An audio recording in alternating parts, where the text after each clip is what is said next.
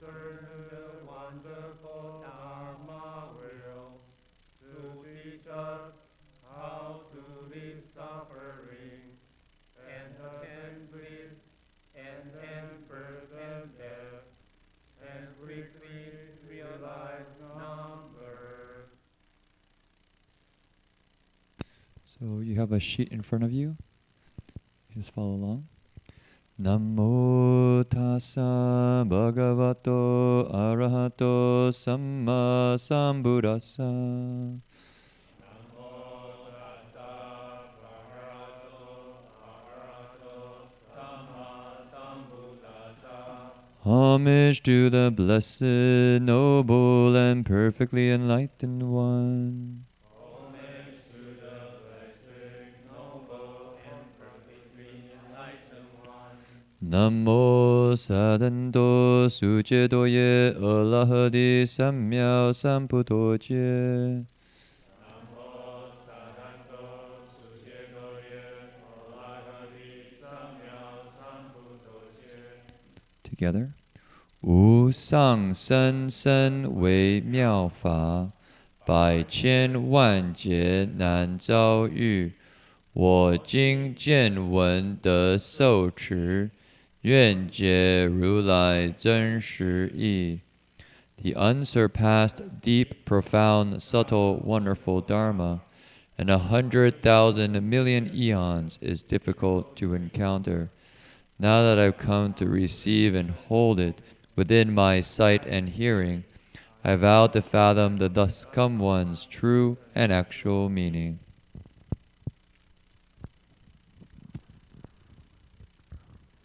Okay, good evening, everybody. We will begin the sutra lecture by reciting the title of the sutra. It should be on your book right in front of you. We'll be reciting in Chinese, so you can follow the pronunciation on the bottom.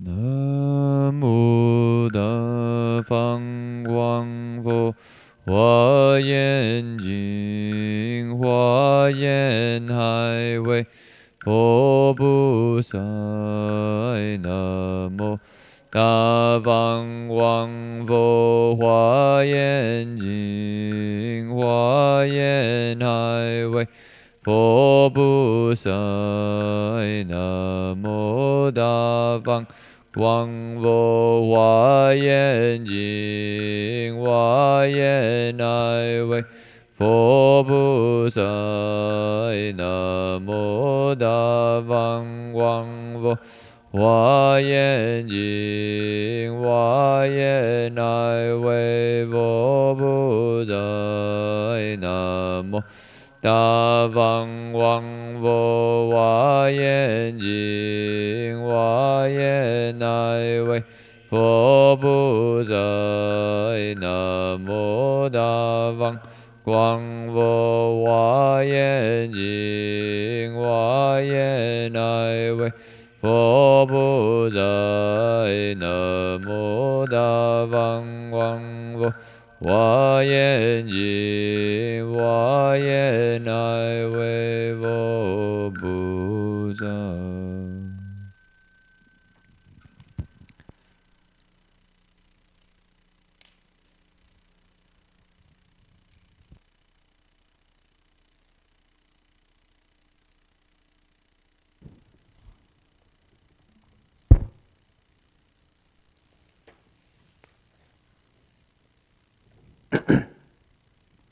Hello everyone, welcome to tonight's lecture on the 14th of September at the Berkeley Buddhist Monastery, and also welcome anyone who's joining us online as we travel on the journey of what is called the Avatamsaka Sutra or the Flower Adornment Sutra. Is the volume high enough? It's good? Okay. 36 and 37. So we usually begin the sutra by reading the text. both in Chinese and then in English, before we start to explain the sutra itself. So if you'd like to put your hands, your palms together. So I'll read a section and then you can follow along. So we'll start with the Chinese, which is in the upper left corner on page 36, the very beginning. 佛子, 此菩萨摩诃萨, 持菩萨摩诃萨，如是之, 如是之，此是苦圣地, 此是苦圣地，此是苦集圣地, 此是苦集圣地，此是苦灭圣地, 苦灭圣地，此是苦灭道圣地, 是苦灭大圣地，善知属地. 善知属地。 Let me just stop there actually. We're just going over the Four Noble Truths. Okay. English. Disciples of the Buddha. We can do this together. This Bodhisattva Mahasattva knows as they actually are the noble truth of suffering, the noble truth of the accumulation of suffering, the noble truth of the cessation of suffering, and the noble truth of the way to the cessation of suffering. Okay, I would like to ask everyone a question. Hands up, anyone who's read about the noble, who knows about the noble truth of suffering, the Four Noble Truths. 1, 2, 3, 4, 5, 6. Oh, so few. Okay.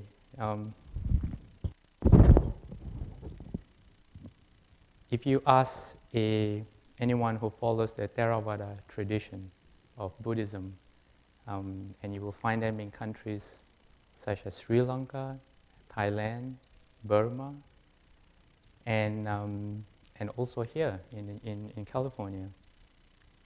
And they will tell you that the Buddha, when he first gained enlightenment under the Bodhi tree, the Four Noble Truths was the first sermon that he spoke.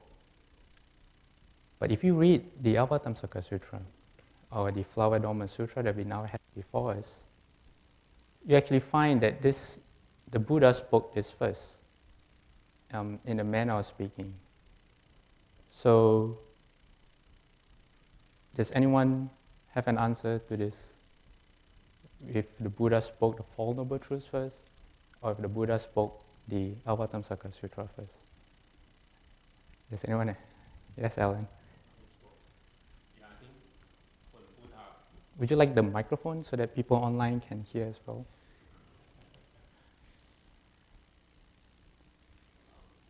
Buddha woke up.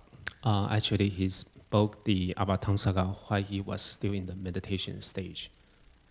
So when he kind of left the meditation stage, he started to, speak to the person. You could call that. That was the first time he spoke to the five bhikkhu about the Four Noble Truths. But he did speak the Avatamsaka while he reached the enlightenment or awakening, while he was still in the meditation. All right. So the reason I brought this up is because when I first read this sutra, at that time I was really reading a lot of science fiction novels. And when I read this sutra, which is a text that dates back 3,000 years, the Buddha's time, I was really taken away by how much. You could say that my view of this sutra is this is the original science fiction novel. And this sutra is really wonderful. It not just breaks our barriers or our conceptions of time and space, but it also describes other galaxies. It describes how galaxies actually look like. That if you go to, say, NASA's page and you look at what the Hubble telescope is able to capture of other galaxies, those are described in perfect detail in the sutra. And describe how galaxies are like a world, how they come in different shapes like an eye, And this was described 3,000 years ago, before any telescope was invented, before people even knew a lot about the stars or the galaxies. And then within this text, to me, the Lord of the Rings is one of the greatest fiction novels that's ever been written, and I really enjoy reading the books as well as the movies. But there is a chapter in this whereby there's this youth called Sudana who embarks on a quest for Buddhahood, and he encounters 53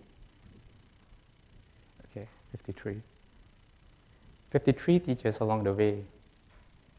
And the quest, if you were to make a movie out of it, in probably typical Hollywood style, would make the Lord of the Rings pale in comparison. But I guess the best part of that is that the whole story is a really epic journey. And the whole journey is embarked on without a single thought of greed, of killing. There's no killing at all. There may be evil, but it's evil that you overcome by looking at yourself rather than by oppressing other people. And at the end of the journey, he attains Buddhahood. And this is chapter 39 of this sutra. So this sutra is actually a very, it's an ancient text, but the context is really, really modern. And as we shall see, right now, we are speaking about this paragraph brings up the Four Noble Truths of suffering, which forms the basis of all the Buddha's teachings. This was the first sermon that the Buddha taught, and the people who heard this sermon actually gained enlightenment because they had been cultivating for a while, and they had their own experiences about what life was. And when the Buddha gave them the Buddha's perspective, it instantly clicked in their minds to such an extent that they were able to transcend birth and death. So before I pass the lecture on to my Dharma brother, Jin-Chuan Shr, I just wanted to lay down that this text that we have in front of us is both is really a remarkable, if you look at it from a literary point of view, it's an amazing piece of work. If you look at it from a view of wisdom, every line, every sentence, just like this simple paragraph, contains a lot of the teachings. And tonight we'll try to explain how we can try to bring the teachings to a level that we all can understand and apply in our everyday lives. So here, if people are familiar with Buddhism, these are the Four Noble Truths.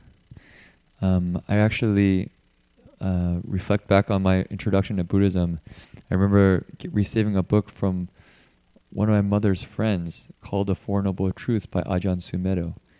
And that book really made a lot of sense when I read it. And I go, oh, so this is how things work.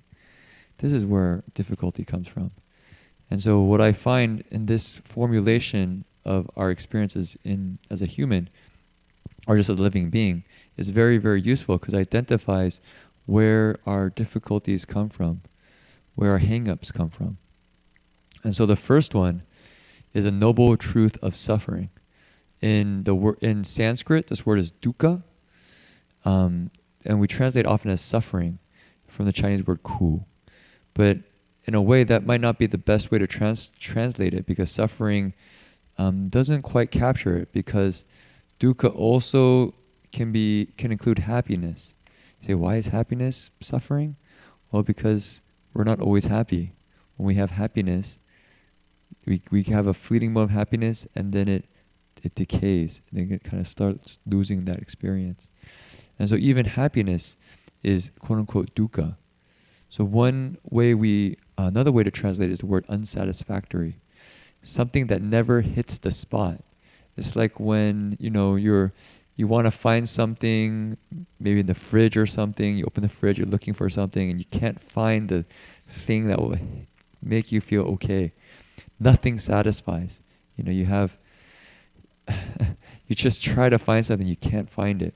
That's what it's talking about. Ultimately, we can look for all the good things we want, but ultimately, things don't satisfy us. I think this is the thing in modern times, which speaks to us a lot, because actually most of the time advertising is telling us, buy this item, buy this new gadget, buy this toothpaste, buy this car, buy this, etc., and you will be happy. You will be free of suffering. In fact, from Buddhism, we'll say, actually, that's not quite true. So actually here the Bodhisattva knows as they actually are the noble truth of suffering. So he sees suffering really, really clearly, and he even sees past it. But first, let's explain what it means to have the noble truth of suffering. So as suffering, there's actually many ways to break it apart. And I think it's useful because at least it allows us to understand our own experience. So there's often lists of 3 or lists of 8. The first 3, do people know the list of 3 off the top of their heads? The first 3, what's the first one of the 3 list? Anybody know? No, suffering of suffering. Suffering within suffering. Which sounds like a lot of suffering. Essentially, what this one refers to is when you're, say, hungry or you're poor, and all of a sudden your house falls down and you're in the rain as well. It's a lot of suffering. It's this physical suffering, it's difficulty you're going through. That's the first one, is suffering within suffering. The second one is the suffering of decay. Do you want to explain that one? Or I can give a quick example of suffering of decay. Suffering of decay relates to this, well, we're just talking about even happiness is a form of dukkha. This is a form of unsatisfactoriness. Is because when you try to go for happiness, you end up getting something and then it starts decaying. So people who are wealthy, they get all this stuff and they have to protect it all. And there's a difficulty, there's a suffering, there's a hardship that comes with that. I often hear this study, I haven't found it myself, but it's very believable because I can see it in my own mind, which is they've done studies of people when they go shopping, and supposedly the moment of the most happiest moment, the most excited moment, right when you have the item, you're giving it to the person, you're going to buy the item, and the moment you receive the item in your hand, your happiness starts dropping. From that moment onward. So it's all the build up. They watch the brainwaves, and right when you actually have the item in your hand, it's all downhill. And I think that's a really interesting insight. If you look at our minds and how it works, is wow, when we get what we want, it immediately starts losing whatever expectations, all the projections we had on it. And so the first truth is identifying that things are unsatisfactory. We're putting our faith in the wrong thing. We're trying to go for the wrong thing. And I think that's a very useful understanding of the world. So that's the second one. I don't know if you want to add anything to that. Yeah, so the reason why we are going through this list of sufferings, another word that we can use is actually stress, a sort of pressure that we feel in our lives, is that for the first noble truth, the Buddha said, you have to understand what is suffering. You have to be able to identify the causes in your life that make you unhappy, that make you yearn for something that you don't have, or make you want to improve something that you already have. That feeling of it's not quite good enough. So we already have the first the first kind of suffering, the suffering within suffering. And the second suffering is a suffering of decay. And as my Jin-Chuan Shr just explained, it's when you get something and that thing changes. And it's usually when you buy something, my experience is let me see, I have so many experiences. Buying a phone, because I was taken in by all the advertisements. Get this phone and you'll be really cool. get this phone and you can do all kinds of things. Get this phone and you feel better about yourself. Buy this car, because this car symbolizes that you're a sex symbol. So buy this car. And I did buy a car that I thought that would complement my image when I was still working. And what happened? The first week, someone rear-ended me. And my beautiful car was not beautiful anymore. But it was a revelation, because before that, I was really attached to the car. It's a nice, new, shiny car. It was a fairly expensive car. It took a fairly sizable chunk of my pay every month. And I was really obsessed with the car. But after that accident, it was just a slight, excuse me. It was just a small accident. It left just a small dent and some scratches on the bumper. And it was not, the damage was not bad enough for me to claim an insurance and to change the bumper. So I had to live with my new car with a dented bumper every time I saw it. But it freed me up, because before that I realized I was a slave to that car. I didn't own the car, but the car owned me instead. And when I was driving, I was really careful. I was paying more attention about if someone were to cut in. People come into my car, I made sure they had no muddy shoes on. You know, it's my brand new shiny car. But after that, I loosened up, and I just learned to see it as a car. And I wasn't so hung up anymore and I could see the car for what it really was. It was just a car. It was to get me from A to B. Of course, I bought it to boost my own ego, because I didn't know it at the time. So that's the suffering of decay, of getting things and then things changing. And it always happens to me. I never learn. I get taken in by advertisements, and I want the new thing. And in my mind, I build up an anticipation or an expectation. This new pair of shoes is going to make me the man. This new pen, this new watch. But the moment I get it, and I realize, after getting it, understanding it, and realizing it for what it is, the euphoria goes down. And then I'm looking for the next thing that I want to get. So that's the suffering of decay. The third suffering is the suffering of process. And that's something that all of us cannot avoid. Basically, the simplest way to explain that is the process of change that is inevitable given time. Old age, getting old, that's part of the process of, my mind just got blank. That's part of the process of, the suffering of process.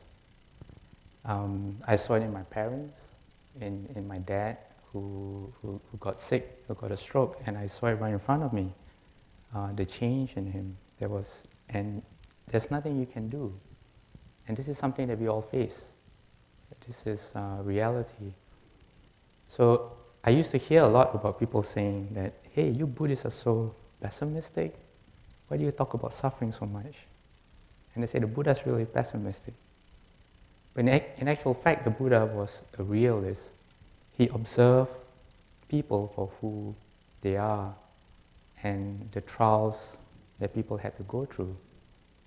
And he realized that there was indeed a certain kind of suffering or stress or pressure in people's lives that took them away from ultimately true happiness. So the reason he wanted people to wake up to this is so that people could ask, so is there a solution to this process that I'm going through? If I don't want to undergo this, what can I do? See, if there was only one truth, it'd be pretty pessimistic. Fortunately, there's 4 truths. There's 4 truths. So, you have a truth of where it actually comes from, that actually it ends, and then how to get out of it. But just to continue on this line, because we have some time, And I think it's useful for us to at least observe in our own process what the Buddha identifies as useful lists to understand our own difficulties. So he gives 8 other sufferings. And that list begins with birth, old age, sickness, and death. So that, I think people are familiar with that list is what the Buddha saw in before he went on a quest for enlightenment. He saw old age, sickness, and death, and then saw a cultivator of the way, and realized awakening. And so, why are these suffering? I think people know that when we get born, it's rather painful. They say when the baby gets born, it's just crying, crying, crying. I'm back, I'm here. And so there's a sense of suffering of birth, of old age, we just spoke about. And I think people see that as the years go by, oftentimes we lose our vitality, we lose our strength. And so there's a certain amount of difficulty that comes with that. Sickness, I think, is something we've all experienced. No one doesn't get sick. And when we're sick, it's really, really miserable oftentimes, especially if we're seriously sick. The next is death. And oftentimes that parting is also very painful. So this process, birth, old age, sickness, and death, is also categorized in Buddhism as a form of suffering, as a form of difficulty that comes with our life here, with our existence here in this world. The list continues with the 5th one, which is being apart from those we love. Want to talk about that? Or? Okay. So just before we go to the item number 5 on the list of sufferings that we have, so right now we're just looking at this really black cloud. It seems really what's the word?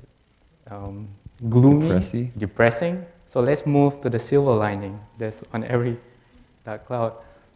So we already have the first noble truth of suffering, and the Buddha introduced that because he wanted people to understand where their stress in life comes from. Then we have the second noble truth, which is the noble truth of the accumulation of suffering. So basically, this suffering, the second noble truth tells you where your suffering comes from. So it says, first, you are under stress. So where does your stress come from in life? And it says, your stress comes from desire. That's the second noble truth of suffering, of stress. Where does your stress come from? Desire, right? And then he tells you the third noble truth of stress is the noble truth of the cessation of suffering or stress. So there's actually a way for you can actually end this stress, unhappiness, this yearning for something that you don't have in your life. And that's where the fourth and final noble truth comes in. The noble truth of the way to the cessation of suffering. So he doesn't just tell you that life. I used to have a sticker on my folder. I had a lot of stickers. One of them said, life sucks and then you die. And I thought that was really true. Excuse my, I'm not sure if I can say that online, but I'm just quoting a sticker. Well, let me add something. I think this whole formulation, if you really look at it, actually is kind of like the way that the Indians at that time did diagnoses of illness. So they first identify the illness, and then they identify the cause, and then give you, it is a solution, and how you take care of it. And actually, to look at it in this way, I actually think Buddhism is quite, maybe you can say optimistic in this way, that actually our suffering can end. A lot of times, I think in society there's a feeling we're just stressed out and that's it. Rather than this one, I think it's really helpful because it's like being sick. And my experience of being sick is that actually when I find out there's a solution or I know what the cause is, it somehow takes the fear away. It somehow takes the difficulty away. When I'm sick and miserable and have no idea why I'm sick, how long it will last, what's going on, and my mind just starts proliferating all these thoughts about it, that I get really miserable. But once I know, this sickness came from my not wearing enough clothing at this time and catching a cold, or eating the wrong thing, or some other physical ailment. And for me to heal myself, it might take a couple weeks or it might take a couple years, and this is how I do it. Somehow the fear dissipates. I go, okay, no, I know what I need to do. And give an example. I think this is a very mundane example, so it's not like a life and death thing. But I remember when I was in high school, I'd often get like stomach cramps around like 10 a.m. in the morning in like Japanese class. And I always get these kind of really strong, like sharp pains in my stomach. And I go, wow, I don't know what's going on. I always have these like sharp, I always feel like bending over in the class. I'm like, wow, this really hurts. And it always come around 9:30, 10 o'clock. And I wouldn't know why I would get it. Sometimes I would have it, and sometimes I wouldn't have it. And then one day I realized it was actually because of milk, because I was probably lactose intolerant. And when I realized that and I stopped drinking milk in the morning, I didn't get it anymore. I was like, oh, that's the cause of this pain. You know, for instance, this case, the cause would be my drinking milk and myself being lactose intolerant. And then for me to get out of it, well, I would just have to not drink it, and that's the method. And so when you have that, it's almost a little bit like very liberating. So this is, just a very mundane example, but it kind of illustrates the principle that Buddhism, in this particular formulation, tells us a way out. It's giving us a path out. And that to me is very, very wonderful. So, we'll continue. So let's continue on the list of suffering, though. I think it's interesting. I was too absorbed in this story too. But I think the list of suffering, because it's just an interesting list. And when you look at it, it's like you can see yourself in a mirror and you go, yeah, that's what I do. That's what I find miserable. That's what I find difficult.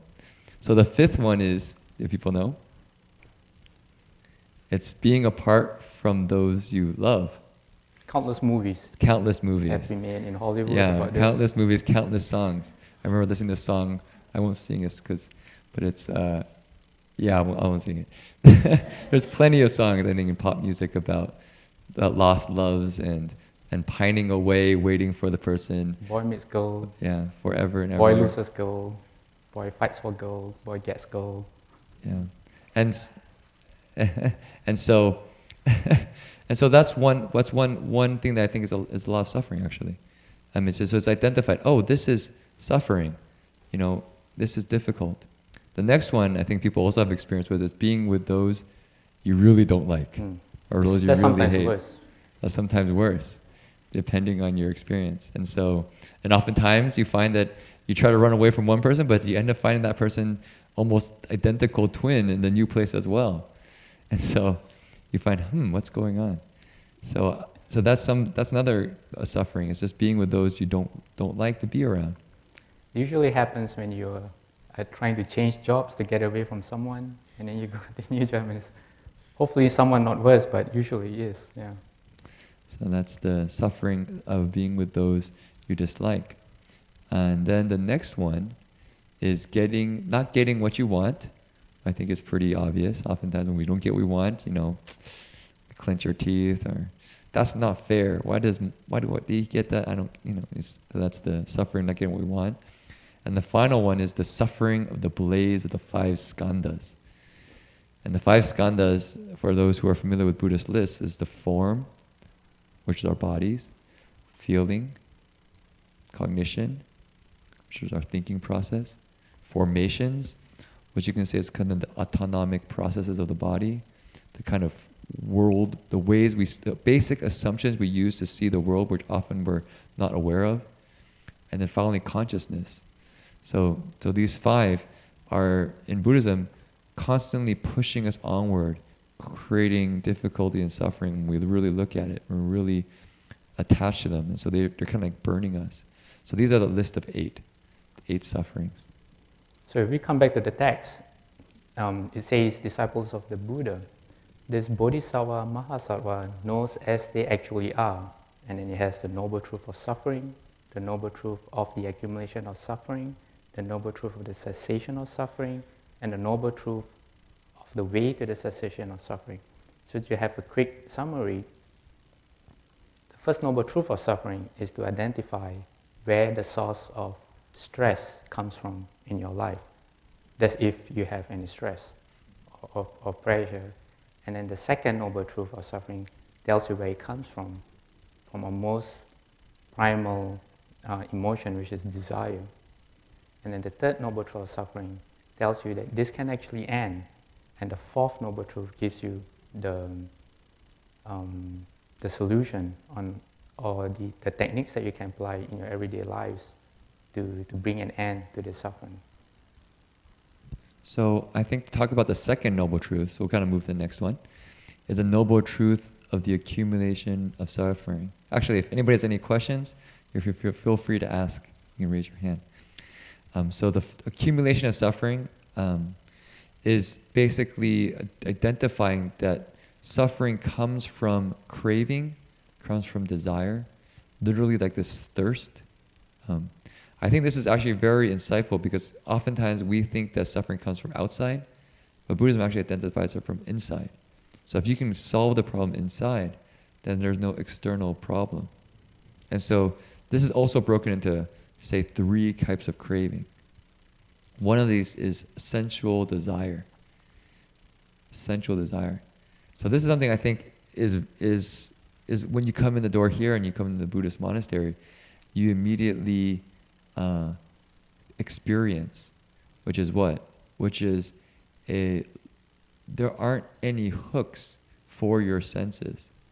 There aren't things trying to pull you out of your senses or to get you to stimulate your desires of the senses. Usually when you come to a monastery, you look at the images, it's the images of the Buddha, images of the Bodhisattvas. They're all very restrained, they're all very calm, and peaceful. Peaceful, They're all really peaceful. And so I think this is also very interesting because if you go out in society, let's say you go to a shopping mall or you go to various places, you'll see there's a lot of things that stimulate the senses, that makes, and then for many people that was what makes life exciting. So here though, if you use the eyes of wisdom and you look at it carefully, you find that actually by having a strong desire for the senses, it actually enslaves us and actually produces suffering when you look at it very carefully. So that's a very important insight when you link it up. I mean, as an example, let's say that first suffering we mentioned, which is suffering within suffering. And it's very physical. If you think about it, if we are attached to our senses, we're always looking for something more comfortable, then the suffering of the external, like it's too hot or too cold, we really suffer. But if we're actually have a little bit of a inner strength in terms of being able to endure a bit of hardship and be patient, then that doesn't really affect us. That's what I find. People ask me, being a monastic, is that really difficult? In a way you can say yes, we have a more austere lifestyle, but in a way it's actually very liberating because we're not looking to be comfortable. That's not the aspiration. That's not the push. In fact, the push is to learn to be content with what we have in terms of the formation process. Of course, our minds still push us to want to seek after senses, seek after comfort. But because it's the Dharma and the Vinaya and the precepts are giving us a framework to say, oh, turn it around, pull back the senses, we find a peacefulness there. We find a happiness there. And you can see then we have the great bodhisattvas like Erstor Bodhisattva and other bodhisattvas who are able to go to very difficult places and not suffer. Why is that? Because they're free of the sense desires. They're no longer, if something hurts them or something cuts them, they're not affected mentally by it. They experience pain, but they're not suffering in a kind of a mental anguish. And so you could say that they're more in control of how they allow their mind to get attached to the things that they see, for example. That's one way of looking at it.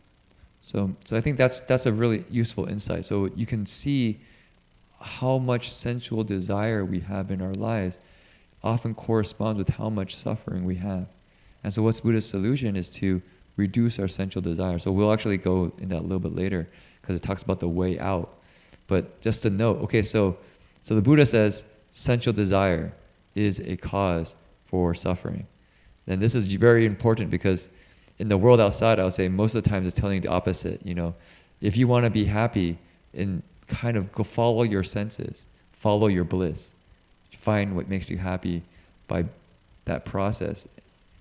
And I think if you really look at it carefully, that doesn't quite satisfy. I think that's why in Buddhism the idea is don't take it on faith. Go and observe. You can try it yourself and see what happens. You'll find, oh wait, maybe there's another way. So that's the first one, which is sensual desire. The second one, I don't know if people know the second one of the craving. The second one is desire for being, or desiring for existence, a desire for becoming. This one is, it's like, I think we experience it in wanting to be somebody, wanting to accomplish something, wanting to get that degree, wanting to get that job, wanting to prove ourselves. This kind of need to...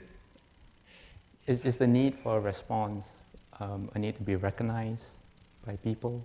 No one likes to be walking and to enter a room or to be with your friends and not have anyone recognize that you're there, to be invincible. So this is the need to be seen as a person, to be recognized as someone, to feel like you are worth something to either your family or to your friends. That's one way of looking at it. So you can think, well, how can I do that? I mean, does that mean I'm supposed to not achieve anything? And another thought is, so how does that cause suffering? Well, if you really reflect on this is where meditation is very helpful, because you can actually see it in your mind when you're meditating very peacefully, and then some thought arises. I need to do that, and it's a kind of it's almost a very raw energy that arises. It kind of pushes you forward to do something. It's not from an open space of being unattached and selfless. It's almost a sense that you're trying to assert yourself in the world. There's a little bit of aggressiveness to it. There's a lot of identifying with it. And the suffering comes because when you start doing things in that way, you end up, how to describe it? It's the ego forming itself and basically defining itself and getting excited with itself to establish itself, and then it builds and builds and builds and builds and builds into creating a lot of suffering around itself. I don't know if that was very clear. And this is not just an internal process. When I read texts like this, in order to make sense of it, I try to reflect back on my experiences. And if I look at my life, it's been pretty interesting. It's kind of like a laboratory experiment, because who I was before I was a monk, I was a really different person compared to who I was now. And I'm able to see the differences. So to elaborate on Jin-Chuan Shr's explanation, I used to think that to be successful, I took in all the perceptions of what being successful was. So I knew I had to be rich, for example. I knew I had to own nice things. So I had this identity in trying to prove myself, either through my career or through the things that I own. They all had to make a statement. I wasn't just content with a simple ball pen. I had to have a pen that when people saw it, said, oh, that's a successful guy. I had to have a car. When people saw that car, that's a successful guy. Because that's how I viewed my life. So I guess it came from, I don't know, maybe the culture, my surroundings, mass media, and just my habitual patterns of thinking that led me to this desire to want to be seen as successful, because that's how I define someone who was successful. So instead of looking at myself as to who I really was and trying to see what are the things that actually make me a person, do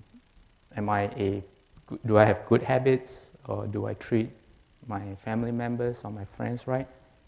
That was not really part of my thought process. My thought process was, I want to be successful. So I had this push this pressure to always wanting to be successful. And that determines how I live, that determines the choices that I make and the people that I hang out with, the things that I purchase. So, yeah. And then the final one, which I guess people can probably guess, would the third one be? Non-existence, yes. So that one often leads to, say, suicide. You know, you're like, I just want to end it all. They're kind of going into oblivion, maybe sleeping it all away, or drinking it all away, or the most extreme would be suicide. I think actually the last two there on terms of existence and non-existence, I actually had a very interesting experience in college because one of my dorm mates actually kind of attempted suicide, and then when we all in our dorm went to kind of go to the hospital to see her, I was actually quite amazed how many of my fellow dorm mates actually had bouts of difficulty. They actually all had, like, not all, but quite a few, like 3 or 4 people had like manic depression or bipolar, which is basically you go up and then you go down, you go up, you go down. It's like, and I think it's actually the last two of those desires moving back and forth really quickly, which is desire for existence. You know, you think you're like really working hard, and then you run out of steam, and then you get kind of depressed, and you kind of I don't want to deal with anything, and then you kind of reestablish your energy, and you kind of do that again, and you go over and over and over again. And so I feel like that's the last two, moving back and forth.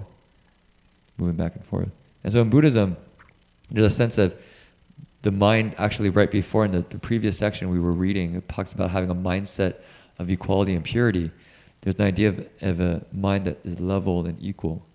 It's not that goes woo, really excited, and woo, gets really depressed, and woo, really excited. And it's, you develop this steadiness of mind.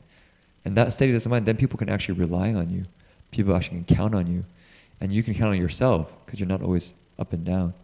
So that's the, you could say the mind and the heart of a cultivator, the mind and heart of a bodhisattva on this ground. They're level and equal. They're not going up and down. So those are the 3 types of cravings that fuel our process of creating suffering for ourselves. And if you look at that, you can kind of link those all up. Oh, if I could reduce those 3, then those other 3 and other 8, they will actually disappear as well. So that's one of the useful kind of connections in the Dharma. Yeah. I have a question. I think it's about the wording. Yes. Because we hear a lot of ways of explaining the Second Noble Truth to people. Now you have to repeat yourself. My question. Yeah, it's good. My question is about the Second Noble Truth, because we hear a lot of different ways that it's explained or even stated as the Second Noble Truth is the way out of suffering. Well, no. Right, it's accumulation, but how do you get from accumulation and even the Chinese to the ways that we talk about desire, thirst, and yeah, do you see what my question? Saying how did the word accumulation come about in the Chinese rather than say desire? Well, because that's how we always talk about it, is the Second Noble Truth is the cause of suffering is desire, Yes. not Accumulation. Yeah, Qi. which sounds like accumulation is like a lot of suffering accumulating. That's Yeah, the suffering accumulating. To be honest, I actually don't know how the Chinese came up with accumulation for the idea of desire and craving. I've seen the various commentaries saying that suffering builds on suffering, and that comes from desire. So somehow the Chinese picked the word accumulation to represent that. But in the Theravada tradition, it's very straightforward. It says desire. Trishna, yeah, is thirst. That's Sanskrit. Is Trishna. I think it's also because desire never ends. you cannot satisfy desire. I've tried. Yeah, it accumulates and accumulates. Any one of you has satisfied your desire, please tell me how. It's endless. Okay, so the third one is the cessation of suffering, which is very good because suffering can end. This is we are coming to the silver lining. Yeah, the silver lining. This is the we're moving to the next section. So basically saying, oh, so you're sick? Well, actually, don't worry, your sickness can end. And we'll tell you how to do it. So this is the noble truth of the way to the cessation of suffering. Usually this is formulated in Eightfold Path in the Theravada tradition. But I think for us, one easier list to memorize or to get is what we usually talk about, the 3 non-outflow studies, which is precepts, samadhi, and wisdom. So that's the path we cultivate to basically be free of suffering. So precepts basically restrain our senses. Precepts cultivate a virtue that allow us to be free of our desires. It kind of gives us a way to live our lives so that we don't harm ourselves and harm other people. If you like my example with drinking milk, is once you realize, oh, for me drinking milk was really painful. Like, oh, let me stop doing that. Oh, no longer painful. You know, say the first precept. Oh, killing other living beings, you know, is actually very painful for myself and other people. So if I stop killing, actually, I'm much happier. And I think if you actually look in the world, if people stop killing each other, people will be a lot happier. You know, if people stop stealing from each other, people will be a lot happier. And so on and so forth for the rest of the precepts. So that's one of the major ways of reducing suffering. The second one is samadhi, which is concentration. And we often see that in Buddhism through meditation or through various other practices like recitation or bowing. There's many ways of cultivating a concentrated, focused mind to allow us to develop wisdom, which is the third non-outflow study, which is basically seeing things as they are, having an ability to understand things completely when we look at something.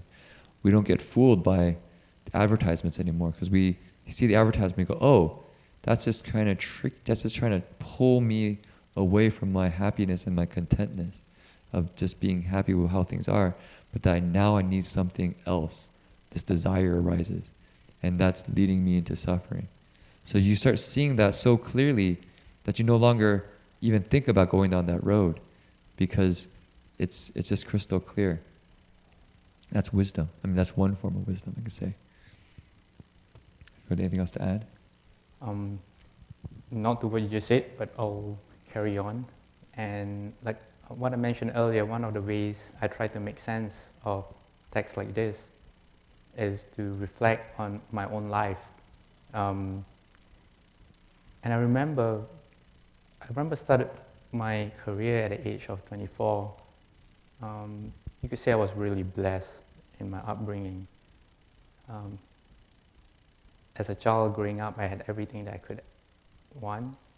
My dad had a good job, and I was the middle child, and I was really spoiled by my parents, and I still am to a certain extent. And so growing up, I had the best in life. I had a really good education. My parents sent me to Australia for my degree, and I came back and I started working at the age of 24. And because I was I had a really strong ambition. By the time I was 29, I had hit my ceiling at 29, and I couldn't go up. I couldn't progress anymore. But I was really unhappy because I wasn't as successful as I wanted to be. And just to put that into context, I grew up in Malaysia in a very modern Chinese family, but still with some traditional values. And in that setting, it's all about being successful. It's the typical Asian family. You study hard, you get a degree or a master's, and then you work and you be really successful. And you get a good wife or a husband, and you have 3 or 4 kids. And you have a nice big house and a minivan and a sports car, and you go for holidays. So that was what I was aiming for, because to me that was the only thing. I mean, what else is there? Because that's all I knew. So at 29, I hit a glass ceiling. I couldn't go up anymore because I was only 29. but I had debt. I had a lot of credit card debt, and that made me really unhappy. It's not nice having debts and having to pay off your debt. And a lot of that debt came from me trying to seek happiness. I had a lot of friends. I went out a lot. You could say I partied a lot. So in my early 20s, my mid to late 20s, I was just this, every weekend was a party weekend, and every weekday was a happy hour night. Yeah, and I got a lot from that from my dad, because when we were growing up, we always had parties in homes, and there was a lot of drinking, and my dad would play card games with his friends, and I would be the little bartender running around, getting the ice and mixing the drinks for them. So I learned from a very early age all these habits. Yeah, bad influence. Yeah, don't tell my dad. So I grew up surrounded by this kind of lifestyle, and I thought that was normal. And I had friends who just reinforced this lifestyle. So at 29, I told myself, I said, if I I need to be more successful, because that's who I want to be. So I came out, I resigned from my job, and I guess I was really lucky, because things just happened. And I ended up, after 1 or 2 years, the first year was really tough, but after that, I only had to work 1 or 2 days a week, and the rest of my days were free. I didn't have to worry about money anymore. I could do whatever I want. I was my own boss. I had my own consulting agency, but I was never happy. No matter what I bought, and I could buy a lot of stuff. All my clothes were, in Malaysia we use the word bespoke. I used to be a copywriter. One of my skills in being a consultant was to write copy for advertising. And bespoke, it means specially made. All my clothes were specially made.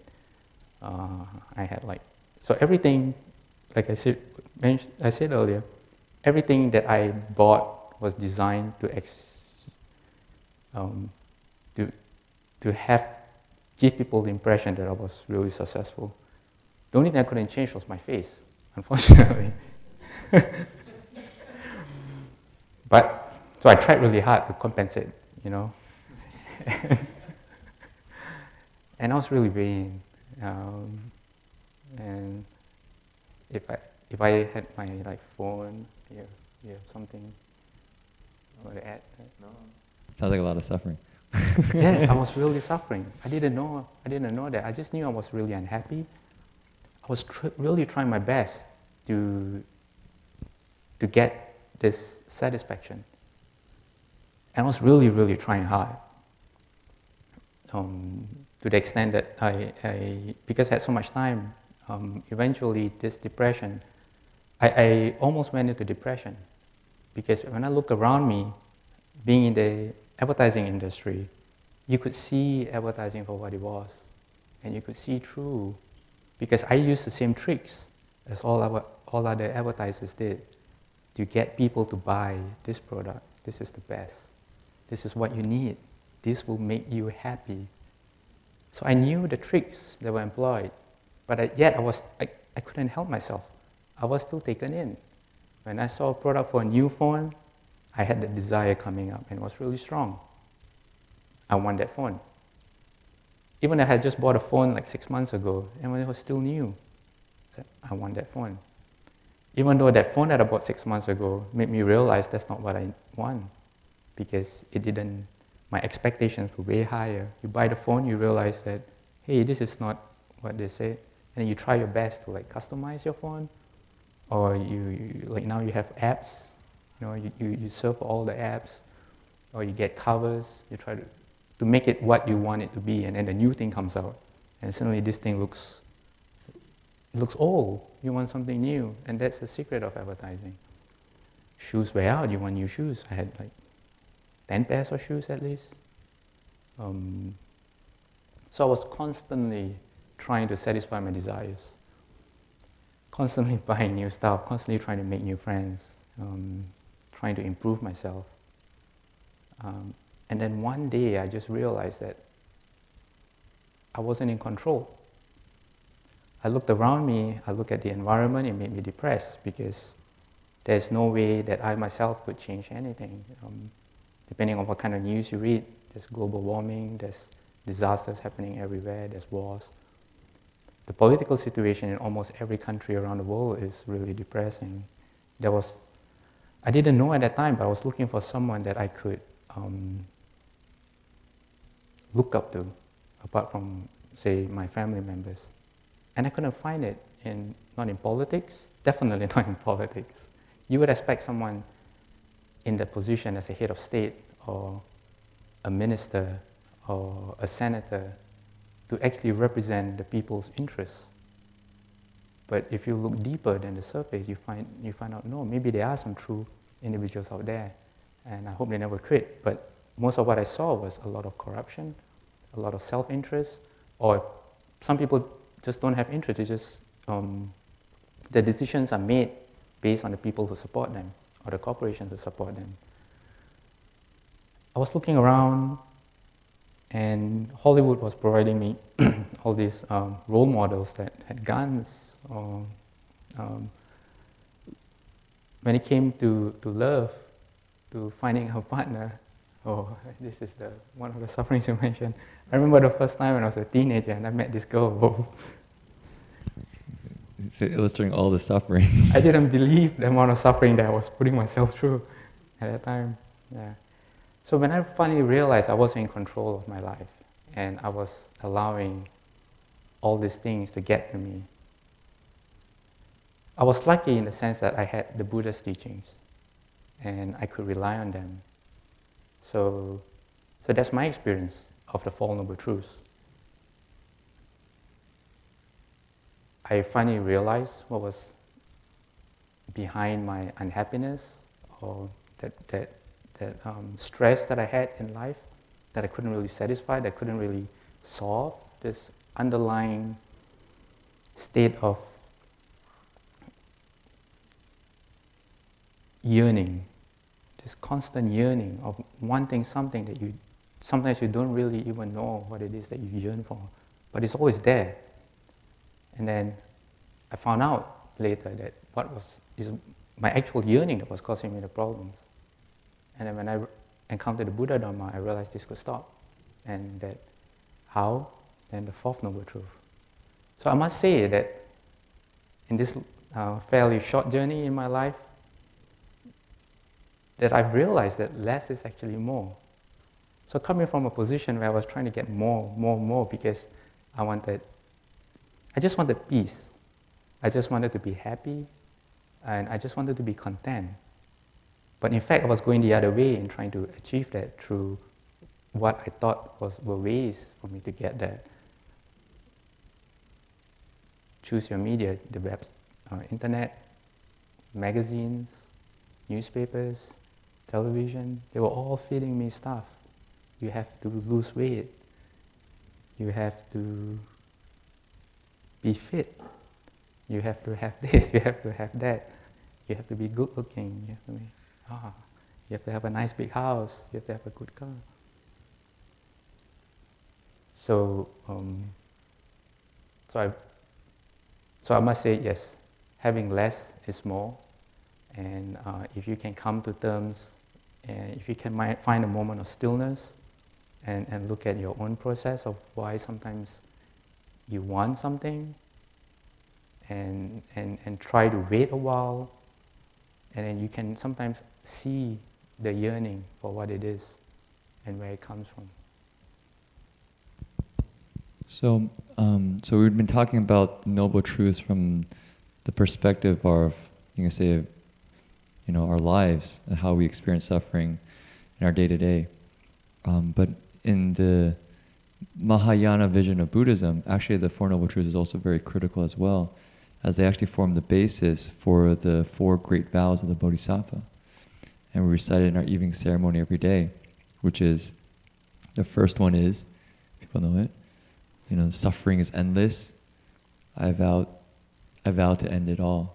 You know, the living beings are endless. I vow to save them all, which is connected with the first one. And what does that mean? It's basically from seeing suffering, rather than just saying, "Oh, okay, let me see how I can get out of it." Okay, how I get out of it is desire.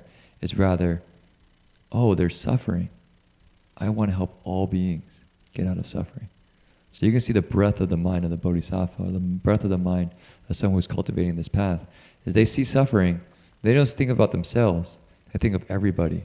They see all the people who are stressed out and go, "I need to find a way to help them out." So what's the second? Do you know the second vow? The first one is, living beings are endless, I vow to save them all. Afflictions, exhaustible, I vow to, you can say, cut them all off, or end them all, or find a solution for them all. And so that one relates directly to the second noble truth, whereas what? Desire.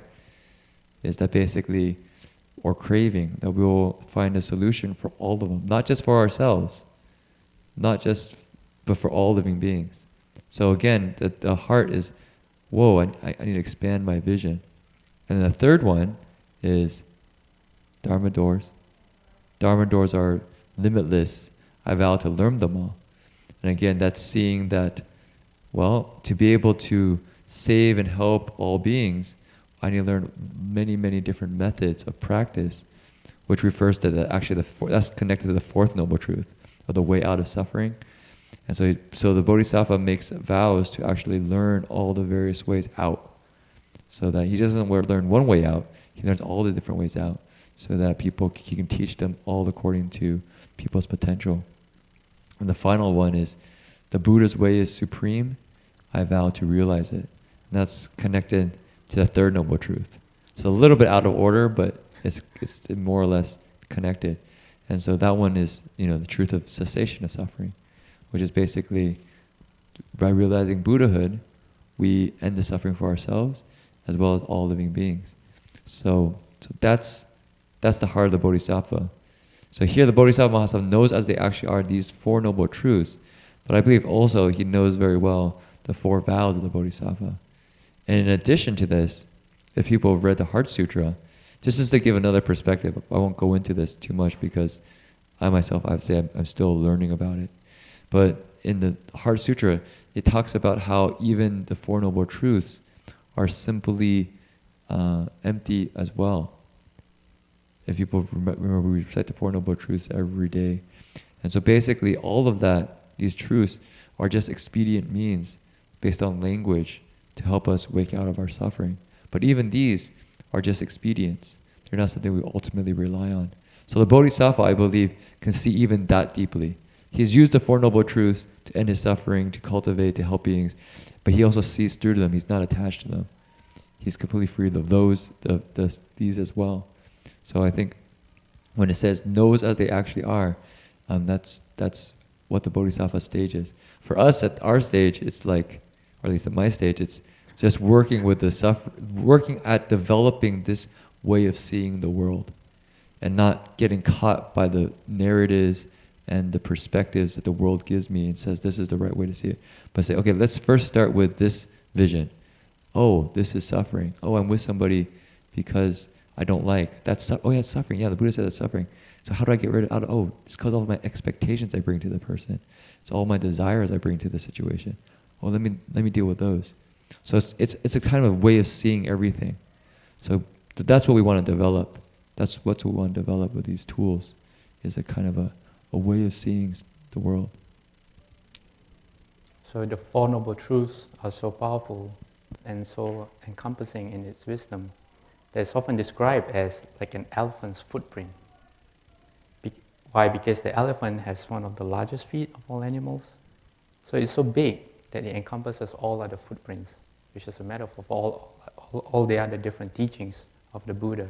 So if you can actually master the Four Noble Truths, or even just one of them, just recognizing where sometimes I hope all of you are not in that position, but if sometimes you see in yourself a particular yearning for something that you don't quite have, even just to master and understand where that comes from is a great achievement by itself. So in terms of the Mahayana, and this is where this text is so wonderful, if you look back at the text, it says, disciples of the Buddha, this Bodhisattva, Mahasattva, knows as they actually are, and then the four sufferings. Because he understands the four sufferings, the Four Noble Truths. That's how my Dharma brother Jin-Chuan Shr explained. He then uses this knowledge not for himself, but to see that all living beings are suffering. Sometimes they don't realize they're suffering, but eventually, sooner or later, something catches up. We have a list. Pick one at any time, and anyone in this world will have that suffering. So, like for example, for myself, one day, the prospect of my life ending will be there. And that's a suffering. If you don't know what you're getting yourself into, if you don't know what's waiting for you, say, how do you say, on the other side, then there's fear and there's apprehension. So eventually something catches up, either now or tomorrow or soon. So the Bodhisattva, Mahasattva, understanding this, his primary aim, or you could say his only aim, his driving aim, is to save people. And what's constantly on his mind is, how can I get this across to people? How can I make them understand, to wake them up?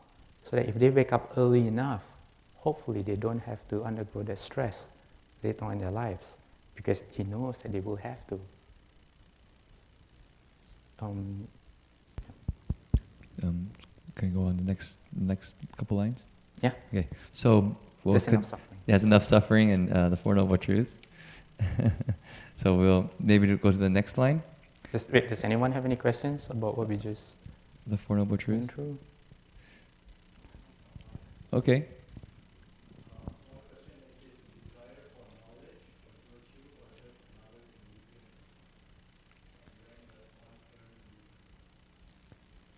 Is the desire, okay, so the question is, say it again, is desire for knowledge a virtue or an illusion?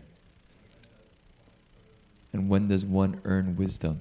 I think for this you have to go into the last noble truth, the noble truth of the way to the cessation of suffering. And one of the solutions that the Buddha gave was the Eight Noble Path. And in that, one of the right view is one of the things that a person should be equipped with in order to, if you want to be able to find a way out. So under right view would be understanding. You have to have a proper understanding, and that's where knowledge comes in. So having a desire for that.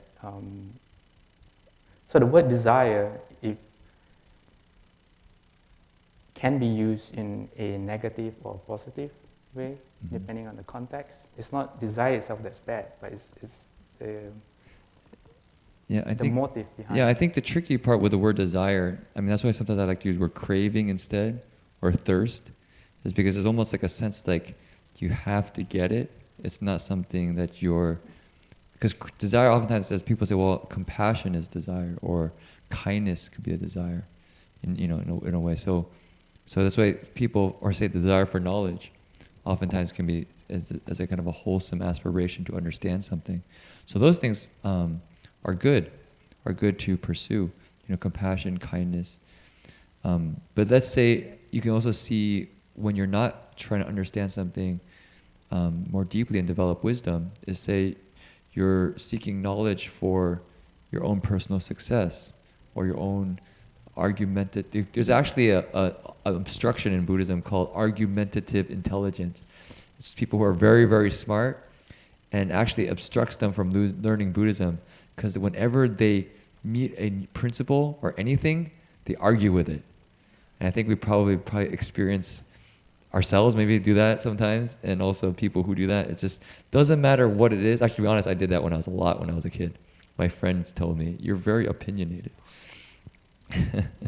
That's due. Sometimes that's due to habits. I am like that, and I learned that one of the ways to overcome a habit such as that is to try to understand the principle of what you're reading or what you're trying to learn, rather than being too hung up on the words that are used. So if you can go more towards the principle and understand that, then you don't need the words anymore. And once you have the principle, then you'll be more solid in your understanding. Yeah. And the second part was saying, when do you earn wisdom? When does one earn wisdom? My first thought with that way of asking the question is, wisdom isn't something we earn. Wisdom is something that comes from inside. It's not something that somebody gives us. It's not like we cultivate, and one day the Buddha comes and says, you've suffered enough and cultivated enough. I will give you wisdom. I bestow wisdom. I bestow wisdom on you, and now you are wise. And I give you a certificate. It's actually something we already have. And all we are doing in the process of cultivation is uncovering it. So oftentimes there's an idea of developing our inherent wisdom.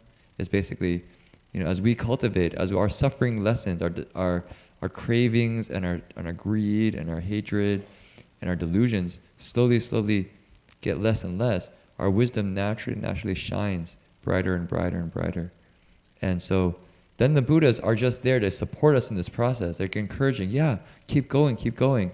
And every time they say, yes, you're doing the right thing. Here, I give you a little bit like a candy, or say, give you like a affirmation that you're doing the right thing.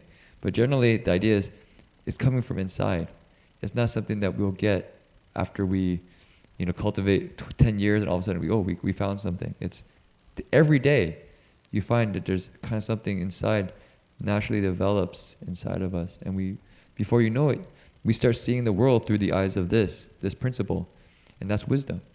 And an advertisement that comes to mind that illustrates this principle really well was when I was in Australia, and it was a drink driving ad to tell drink driving. Yeah, it basically drink driving. The ad goes like this: if you drink and drive, then you're a bloody idiot. Then you're a bloody idiot. That's Australian speak for you're really stupid. So what it shows a picture of a road, and in the background you hear someone drinking, and then a beer mug, empty beer mug, gets put between the photo and the camera. So because then you can see all the beer flowing down this empty mug, and it obscures the image, but you can still see the road. And then you hear in the background, and then boom, a second mark comes in. But a third mark, you can't see the road anymore. And then the headline comes up: if you drink and drive. So that illustrates the principle really well. Wisdom is something that we already have, is inherent in us. But because of our coverings of greed, anger, ignorance, of not knowing things the way as they should be, it obscures our own wisdom. So the only way to get there, I would suggest, is for you to investigate the Fourth Noble Truth, which is the Noble Eightfold Path, and put it to practice and find out for yourself. It's not something that can be given or bestowed. You have to do it, and it's through a lot of, I would say, sometimes hard work, but until you put yourself to it, you never know. Yeah. It's meaningful work. It's hard work, but meaningful work. It's a way out. Yeah. Anything else? Okay, one more, and then we do.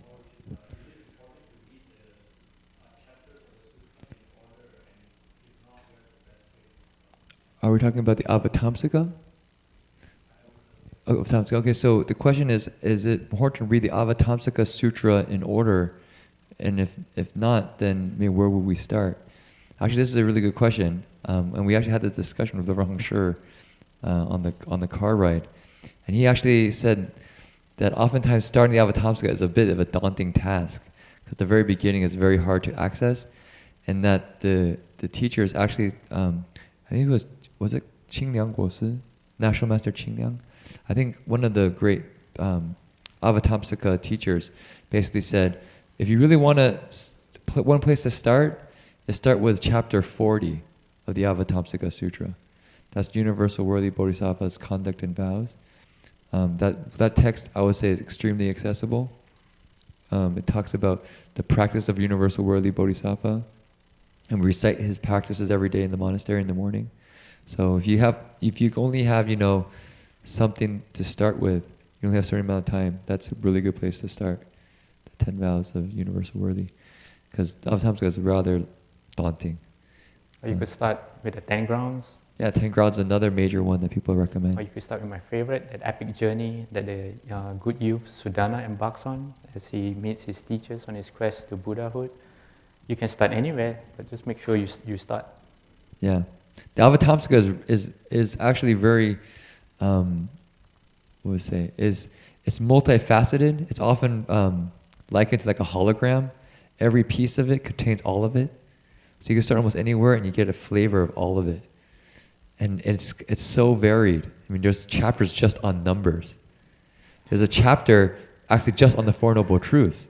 And it talks about the Four Noble Truths and how it's taught in all these different world systems and actually uses different names for each of these Noble Truths. In our world, in this place, we call it the Noble Truth of suffering, the Noble Truth of accumulation of suffering, etc., etc. But in other world systems, the Buddhas teach it differently. So it's just, I mean, it's interesting when you start looking at this text. It's so mind-blowing, I guess would be the way to say it. Okay, so maybe we'll just read the next two because we'll have just a little bit of time. So the next two of the Chinese, we can read together, or I'll read first. 善知属地. So we're in the third line. 善知第一义谛. So English, he skillfully knows worldly truth. He skillfully knows truth in the primary sense. So this one, actually, just to kind of peek ahead, because actually the next paragraph gives a lot of very interesting connection. It's actually directly connected, you can see. So when we look at the line below, it actually talks about how, so if we read the text, it says, since this bodhisattva accords with what delights the hearts of living beings and makes them happy, therefore he knows worldly truth. So what's worldly truth? Well, it's actually a lot of the things that Jin-He Shr over here describes, how to be successful in the world, how you do things and make things work out. But I have to say, Jin-He Shr just explained how it made him kind of miserable. This one, the bodhisattva is really happy. Why? Because if you look at the motivation, it's really different. The bodhisattva's motivation here is he accords with what delights in the hearts of living beings and makes them happy. So he understands the world, the way the world works, out of a motivation to help teach and make living beings happy. So he learns, say, mathematics. He learns, say, business. He learns languages. He learns, science. He's masters of all these subjects. But he does it not so that he can feel like he's an existing great person, like I'm a great person, I'm successful, I'm accomplished, but because I want to help people. I want to have ways to connect with living beings to help them. So that's why he is a master of worldly truth. He knows worldly truth. So this you can see the mind of the bodhisattva. I just want to add to that. Yeah. And then the second one, the reason I want to bring these two is because they're kind of match each other. And on this particular ground, on the fifth ground, which is the ground of difficult conquest, this is actually where this bodhisattva actually brings together transcendental truth and worldly truth. They're no longer dual for him. They could combine. So here he says he knows the truth in the primary sense. And what's the truth in the primary sense? In the various sutras, one sutra is called the Vilmakirti Sutra. And in this sutra, the Manjushri Bodhisattva asked Vilmakirti about the truth in the primary sense. And Vilmakirti, who's a layman, doesn't say anything. And Manjushri Bodhisattva says, that's right. That's the truth in the primary sense. Master Hua... That's not very helpful. That's not very helpful, I know. Master Hua would often say, however, people ask you questions, you can't answer like that because you actually don't have the attainment. But I think it's the principle is what? That the truth in the primary sense transcends thoughts and words. It goes beyond words and thought. And so that for us, I think, points to something. It says that our thoughts and our words is not where it's at. It's actually where our thoughts and our mind, where our minds operate. It's actually just a very limited understanding of how things are. But really how things are, how the truth is, it's beyond words and thought. I think one way to really see that clearly is because words and thoughts are simply concepts that we create. Various cultures create different concepts, and those are also, they're very much a conditioned reality. We created them, and at one point they'll end. They'll change. If you imagine what does a bird experience, what does an insect experience? What the words they use, what are the sounds they use. So what the truth here is, it goes beyond that. I mean, that's what in, say, the Chan doors of cultivation, the Chan Zen meditation schools, they're trying to get to that, the truth in the primary sense. Now to do that, they realize that it's not easy, but here the Bodhisattva has mastered that as well. So I'll just add to that. So my own process of beginning to understand that, it started with me looking at how I define myself and how I saw myself as a person and the boundaries that I set up. Like, it was kind of like looking in a mirror, but trying to find out whose mirror was I using. Was I using the mirror that popular media was, what's the right word? Was I using the measurements created by popular media, by my friends, by my environment that I grew up in? By what yardstick was I looking at myself and measuring myself against? And just trying to understand where that whole process came from. Was there a pressure from my friend, or from my partner, or from my parents to be someone who was not me? Who was I? Who can I be? What's my potential? So it was just taking some time and just examining myself in that. And before I encountered this, I had never done that before. I was just so caught up in life that I forgot to look at who was this person that was actually experiencing all these things that I was experiencing. Was I me? As in, was I my name? Was I the face that would change over time? So it just started just by myself asking really basic questions. What defines who I am? And yeah, that's where I started. So I thought of one thing to maybe end with is, this is chapter 39, which we talked about briefly today, which is the entering the Dharma realm chapter of the Avatamsaka Sutra. This is the story of Sudana, who is on a quest to become a Buddha. And so how it's actually mapped out is actually all the Bodhisattva stages, which the Avatamsaka Sutra is kind of going through, is then mapped out in an actual story. And so there's actually one of the teachers, that Sudana, who's this young boy. You can imagine a young boy, very sincere, looking to... Not a young boy, he's a youth. Youth. Yeah, the youth. Not a young boy, but a youth. Someone young at heart. Young at heart, okay. Young at heart. So it could be you and me.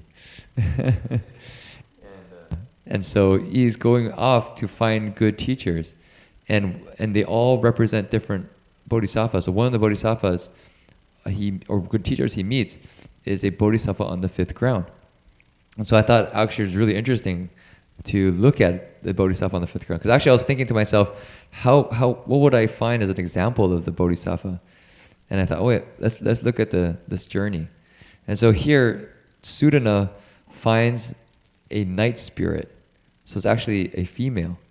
I think it's a female night spirit who's called Sea of Still and Quiet Sound in the Vairochana Bodhimanda. So that's the name of the night spirit. So Sudana goes, if people know the story, he goes to each of his teachers and asks 2 questions. He first says, I have made the resolve for unsurpassed Bodhi, Anuttara Samyak Sambodhi. And he asks basically, how do I cultivate Bodhisattva practices? He says, I only wish, let's see here. While he's looking for the passage, yeah. This reminds me of a really cool Kung Fu movie that I watched once. About this kid going to different teachers, learning different Kung Fu styles so he could defeat the evil person in his life. Yeah. Well, basically he asked, how do I cultivate the Bodhisattva path? And so then he asked this question, and the night spirit then responds to him. And she responds back, first explaining the Dharma door she cultivated, the liberation door she cultivates to success, and then how it works. And I think the part for me that makes it's very interesting is she actually talks about the 10 paramitas and how she uses the 10 paramitas to teach living beings. So I'll just read a couple of them just so people get a flavor. And I think the reason this is really useful is because you can actually see how this bodhisattva, how she actually knows worldly truth and is able to teach living beings according to their potentials. So for instance, she says, if I see beings who yearn for, we talked about yearning, right? The yearning, the desire, the craving, yearn for and are attached to their parents, brothers, and sisters, I speak Dharma for them, causing them to be in the company of the pure assemblies of all Buddhas and Bodhisattvas. If I see beings who yearn for their wives and children, I speak Dharma for them, causing them to renounce and separate from the love and defilement of birth and death. To give rise to a mind of great compassion and to be impartial towards all beings and without duality. So I think that's really interesting because he takes that yearning and he doesn't say, okay, just stop yearning. He says, okay, so you're really, this is not a kind of like a good attachment of just, having this care and filiality toward parents. It's actually like you're really attached to them. You can't leave your parents at all. You have to call them like every moment to feel like you're okay, right? It's a way to transform that feelings that you have, that powerful feelings that you have, say, for your loved ones, and how you can transform that into something that's even more positive, that encompasses all living beings. And when you do that, you actually expand the measure of your mind. And when you expand the measure of your mind, then I lost my train of thought. Because for my senses, for this one, what he's doing is actually bringing the living being to say, okay, so you're particularly kind of yearning or want to be near your loved ones, your family. But what I will help you create is I will have you be in the company of the pure assemblies of the Buddhas and Bodhisattvas. So it's not to say, okay, you're going to be without your family. It's like, whoa, I'll create a whole environment for you to cultivate, to make you feel supported. I mean, in many ways, that's kind of the Sangha, the Buddhist monastic tradition, is that it gives us a form that you're still in the company of people cultivating the way together. And so he goes through many of these. I mean, so basically, so that's one. I mean, he just skillfully sees, oh, this person likes the company of loved ones. What I will help him have is the company of the Buddhas and Bodhisattvas. I think that's very skillful. It's not saying, oh, you have company of loved ones, I'm gonna actually take those away from you or something. It's actually teaching you through what you like, do something even greater. So basically, I'll try to finish my train of thought, is you transform that yearning that you have to be next to your close ones and to always, the wishes that you have for them to always be happy, you transform that and you broaden the measure of your mind and you apply them to all living beings. And when that happens, then you will see that your yearning actually changes. And we've all experienced this. If you ever, say, shop for a birthday gift for someone that you know, or you try to say, if you're a cook and you try to cook something special for someone, or you try to do something special where it's a selfless act, and there's a certain joy that comes from doing that. And this is what that means. So instead of being selfish, looking at just yourself, you try to transform a positive thing that you already have, that you're familiar with, take that, expand it, and then try to that itself transform that underlying stress that you have. And from there you can get glimpses of happiness. And then you continue doing it, and slowly as your mind broadens and opens up, your yearning becomes less and less. It transforms into a very positive energy. So the story goes on, and he teaches all the different 10 paramitas. So he teaches patience, giving, precepts, patience, vigor, dhyana, samadhi, prajna, vows, skill and means, strength, knowledge. And then he talks about he asks, well, how did you, when did you first make the aspiration? last week we talked about vows, right? And so how important vows are. So this Night Spirits talks about how in a many eons ago, with another Buddha, how she made the vow to become a Buddha, and lifetime after lifetime serving many Buddhas, ultimately coming to her realization. And so then Sudana himself takes on the practice and masters the skill. So this happens many times in the sutra. And this one particularly, I think, if you have a chance and you're interested in having a better understanding of the fifth ground, you can just maybe read that section with the Venerable Master's commentary on it. I think it's very rich. And you can see how this story plays out, how he learns from various teachers, how a bodhisattva on the fifth ground thinks, how a bodhisattva on the fifth ground teaches, how a bodhisattva on the fifth ground planted the initial seed and is on his way to Buddhahood. So I can't tell the whole story, but I just give a sense. Seed, next time, people can learn. Okay, any other questions or thoughts or final comments? Okay. Then we'll end with the transference of merit. And you find that in one of your books. I think someone complained that we weren't entertaining enough. So today we have someone who's going to play the guitar. Play the guitar, yeah. Finally, a moment of happiness. First, because I see some new friends tonight, I'm not a monk. So this is a regular robe for the layman. So if you want to kind of observe 5 precepts, so you can get to wear these. So they are the monks here, so don't get confused. And then I'm also the substitute guitar player, so I'm not the really good one. So if I make some mistake or miss something, just kind of don't pay too much attention. Couple caveats. So people know where the pages, the transferences on the back of the sheet we used to request the Dharma. So you'll see it on the back of the sheet requesting Dharma.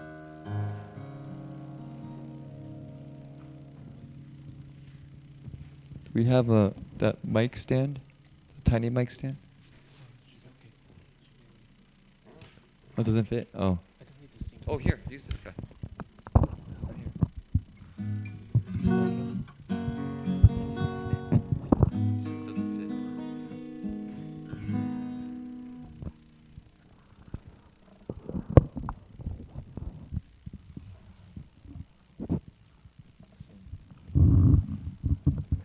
Okay, so make your wish. So this is a chance to give away any goodness that you learned today, or from coming to a monastery and doing wholesome things together. There's often the lecture ends saying, if it's the way, advance. If it's not the way, then retreat. Take what's useful and put it into practice. And things that weren't useful, put it aside. So it applies for our lecture tonight. Take what's useful. Oh, and particularly we had a Dharma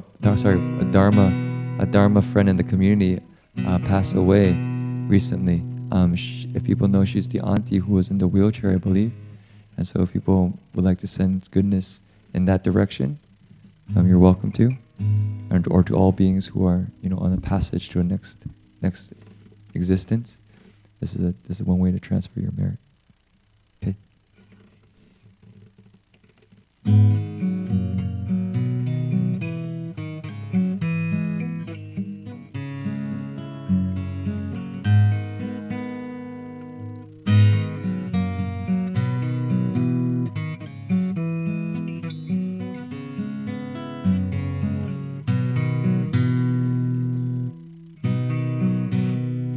May every living being, our minds as one and radiant with light, share the fruits of peace with hearts of goodness, luminous and bright.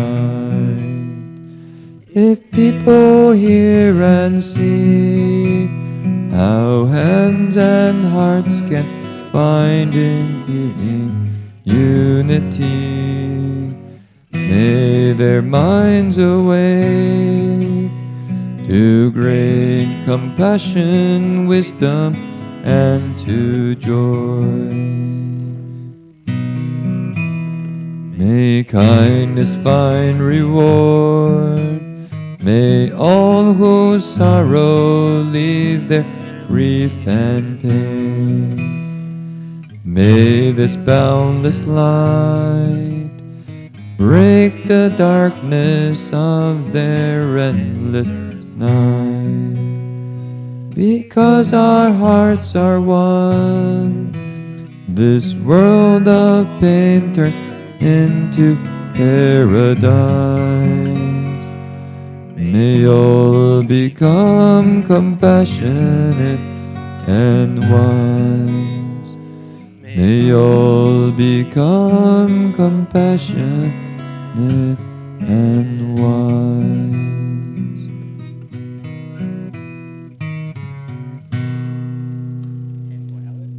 阿弥陀佛。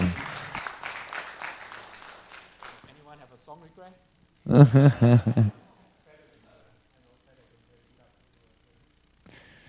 So, any announcements we have? We have roundtable this week on Thursday. We have, what was anything else? Anything else? We have, yeah. Okay, yeah, if there's anybody who would like to receive the newsletter, please let you and Lynn know in the corner here who's manning the computer. We'll get you an update of the activities that are happening. Our new semester is officially in full swing. Marty's class on Fridays is starting up. There's a lot of students, a lot of new faces. Amelia's class on Monday, you can see a poster in the back of all their classes here. So people are welcome to participate. And if people are new to the monastery, we have meditation every day here in the morning from 6:15 to 7:15, and in the afternoon from 5:15 to 6:15 p.m. It's an open sit. You're welcome to come and just be peaceful. Next Saturday, the lecture will be conducted by how many nuns? Two? Probably two of the nuns will come. 2 nuns from the City of 10,000 Buddhas. So you'll get a better quality lecture, that's for sure. Okay. Okay, so let's bow to the Buddhas, and if you're comfortable, so stand up.